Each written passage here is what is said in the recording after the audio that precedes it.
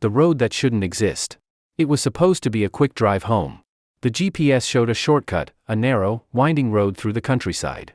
But as the fog thickened and the world outside the car turned ghostly white, Lily started to regret taking it. The road seemed to stretch endlessly. The trees on both sides leaned inward, their twisted branches forming archways that looked too deliberate, like they were watching. Her phone lost signal. The car clock blinked 12 o'clock again and again, no matter how many times she reset it. Then, through the mist, she saw it, a house. It stood alone on a small hill, surrounded by dead grass, its windows faintly glowing with yellow light. Relieved, she parked nearby. Maybe someone there could help her find the main road. But when she reached the door and knocked, it opened. By itself. A voice from inside whispered, "Welcome home, Lily." The interior smelled like old wood and candle wax. The lights flickered, but no one appeared. Lily called out, no response. She noticed the walls were covered in portraits. Families, generations of them, but all with the same cold, glassy eyes that seemed to follow her. And then, in the largest portrait above the fireplace, she froze. There she was, herself, painted in an old-fashioned dress, standing with a group of strangers.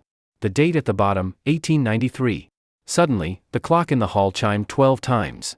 From upstairs, she heard footsteps, slow, deliberate, heavy. The air turned colder. The whisper returned, "You're late for dinner." She turned toward the staircase, and a figure was standing at the top, a man in an antique suit, his face blurred by shadow, but his voice calm and familiar. "Lily, my dear. We've been waiting."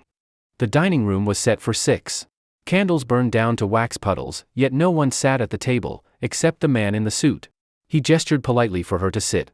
When she hesitated, chairs creaked on their own as if invisible guests had taken their places. The silverware moved. Glasses clinked. The air filled with the sound of a dinner that wasn't really happening. "Who are you?" Lily whispered. The man smiled. "You know who we are. You were the first to leave." Her reflection in the silver plate looked wrong. The eyes weren't hers anymore. Suddenly, the candles blew out, plunging the room into darkness.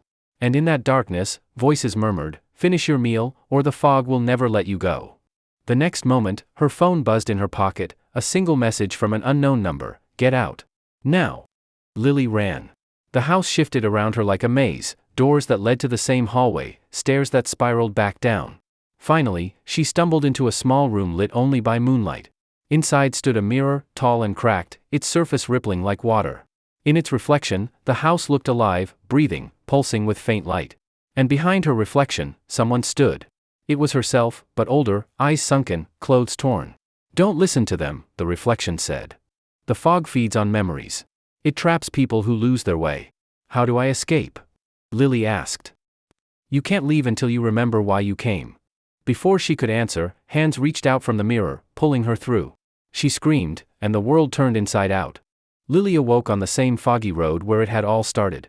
Her car door was open, the headlights still on. For a moment, she thought it was a dream, until she saw the old photograph on the passenger seat. It was the same portrait from the house. But now, her face was fading. Replaced by someone else's. The phone buzzed again. A new message, "The road resets at midnight. Don't stop this time." She started the engine, shaking. As she drove, the fog began to thin, revealing familiar road signs, the world slowly returning to normal. But in the rearview mirror, she saw the house again. Closer. Following. And just before the fog swallowed it, the whisper came one last time, "See you soon, Lily."